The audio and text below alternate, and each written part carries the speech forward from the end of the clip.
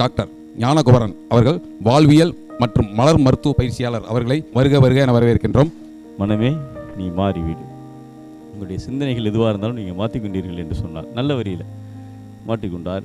உங்கள் வாழ்க்கை ஒரு மிகப்பெரிய மாற்றம் வரும் என்ற நம்பிக்கையோடு இந்த நிகழ்விற்கு வந்திருக்கின்ற உங்கள் அனைவரையும் மீண்டும் அன்போடு நான் வரவேற்று விடைபெறுகின்றேன். நன்றி, வணக்கம்.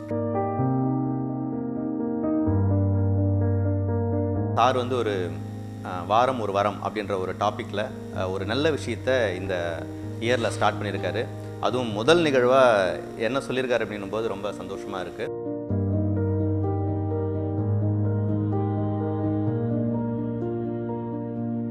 ஒரு விஷயம் சாதாரணமாக மனம் கொண்டு இந்த மனிதனுக்கு தெரிஞ்சிருக்கணும். அப்போ இந்த ஃபெர்மோனுடைய ஆரிஜின் எதுன்னு பார்த்தீங்க அப்படின்னா மலர்கள் தான்.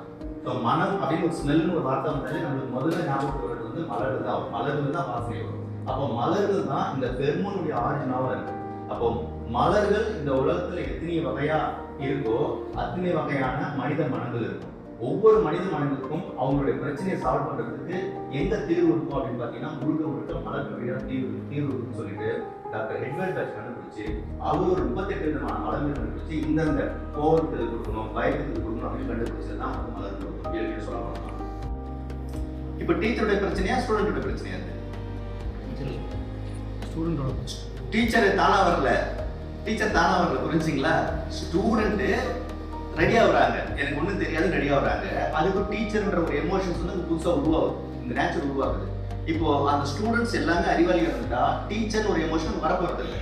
இப்போ நீங்க அதிகமா கோவப்படுறீங்க அப்படின்றதுனால தான் கோவப்படுத்துறதுக்கு ஒரு ஆள் வராங்க. அப்போ இதுல நம்ம என்ன தெரிஞ்சுக்கிறோம் அப்படின்னா யாரும் நம்மளை கோவப்படுத்த போறது இல்லை, யாரும் நம்மளை கவலைப்படுத்த போறது இல்லை. ஸோ நாம தான் என்ன பண்றோம் அப்படின்னா அதுக்கு ரெடி ஆகணும். அதுக்கு தேவையான ஒரு செட்டப் தான் அங்க இயற்கையில் நடக்குது. இப்போ பொதுவா இந்த மலர்களுக்கும் எதுக்கு பயன்படுத்துவது அப்படின்னா எமோஷன்ஸ்னா உணர்ச்சிகளா? உணர்வுகள் தொடுதல், அப்போ ஃபீலிங் வேற எமோஷன் வேற. இது நம்ம கிளியரா இருக்கும். நம்ம வாட் இஸ் a feeling? ஏதாவது ஒரு ஃபீலிங் என்ன ஃபீலிங் சொல்லுங்க சார். தொடு உணர்வு, ஸ்மெல் ஓகே, ஸ்மெல் பண்றது ஓகே சார். சூடு உணர்றது, பசிக்கிறது, தாகம் எடுக்கிறது, குளிர்றது, சூடா இருக்கு சொல்றது. அதாவது சிம்பிளா சொல்லணும்னா இந்த உடல் மூளைக்கு தெரிவிக்கக்கூடிய எல்லா தகவலும் உணர்வுகள். இந்த மூளை மனசுக்கு தெரிவிக்கக்கூடிய எல்லா தகவலும் உணர்ச்சிகள். அவ்வளவுதான் எமோஷன்ஸ்.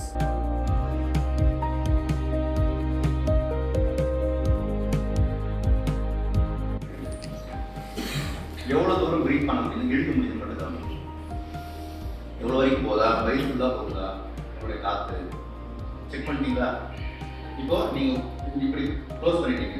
இப்போ இந்த எனர்ஜி பார்ட்ட ஸ்பேஸ்க்கு தெரியற மாதிரி காட்டி இப்படி வச்சுட்டு இப்போ இழுத்து பாருங்க, எவ்வளவு தூரம் உள்ள போகுது பாருங்க. அதோட அதிகமாக போதா, கம்மியா போதா பாருங்க. திருப்பி செக் பண்ண இங்கே நீங்க உங்களால் இழுக்க முடியாது. நான் ஒண்ணுமே பண்ணல, ஜஸ்ட் உங்களுக்கு கையை தான் மாற்ற சொன்னேன். உள்ள கை மேல சொன்னேன். அப்ப உள்ளங்கை வழியாவே ஏதோ சம்திங் நம்ம உடம்புக்கு போறதுனால கூடுதலா ஒரு ஃபோர்ஸ் நமக்கு ஆட்டோமேட்டிக்கா ரியாக்ட் ஆகும். இப்படி வைக்கும் போது என்னால வயிறு வரைக்கும் காற்று உள்ள இருக்க முடியுது. இப்படி வைக்கும் போது என்ன ஆகுது அப்படின்னா என்னால ஒரு லிமிட் மாதிரி இந்த தடுக்குது. இது ஃபயர், இது ஏர், இது ஸ்பேஸ், இது எர்த், இது வாட்டர். அதோட ஞாபகம் பார்த்தீங்கன்னா அதாவது இந்த ஃபயரையும் ஏரையும் மிக்ஸ் பண்ணி இப்படி வைக்கிற ஒரு முத்ரா. இது எதுக்குன்னு பார்த்தீங்கன்னா உங்களுடைய ஏர் ஃப்ளோவை அதிகப்படுத்தும். இப்போ மழை இருந்தது நல்லதாக, மழை நல்லது. ரோடு ஒரு கடை வச்சிருக்கிறாங்க அவங்களுக்கு. ஸோ அப்போ மழை நல்லதோ கெட்டதோ கிடையாது, நியூட்ரல் ரிசீவ் பண்ற இடத்த பொறுத்து தான். இப்போ உலகத்துல எல்லா நிகழ்வுகளும் நடந்துட்டே தான் இருக்கும். நீங்க எல்லாம் பார்ட்டிசிபேட் பண்ணீங்களோ அதான் உங்களுடைய அந்த குணம். சார் வணக்கம் சார். ரொம்ப நன்றி சார். எண்ணம் போல் வாழ்க்கை அப்படிங்கிற கோட்டில் பாருங்க சார். ரொம்ப நன்றி சார், நல்லா இருக்கீங்க சார்.